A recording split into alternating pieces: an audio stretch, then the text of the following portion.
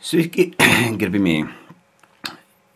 Nesenai paviešinau anekdotą apie indėnų vadą ir sukapotą arbatinuką. Ten minimas ir garvežys.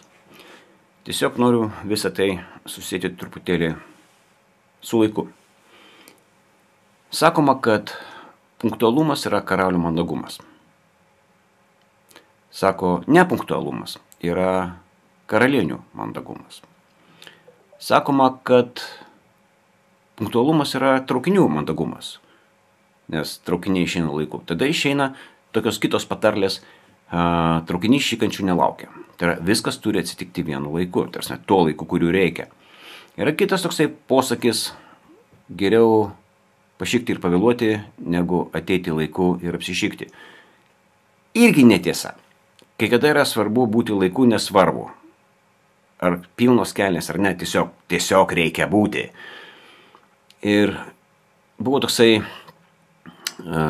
filmas, gruzinų komedija, kai bėga jie į traukinį ir pavėluoja. Ir sako, хорошо, что бежали, а то бы еще больше опоздали бы. Gerai, kad bėgom, o tai būtumėm dar daugiau pavėlavę. Žinokit, bėgai, nebėgai, reikėjo greičiau bėgti arba anksčiau pradėti bėgti, nes vėluoti yra negražu. Ir jeigu kažkur esu pavėlavęs, aš atsiprašau.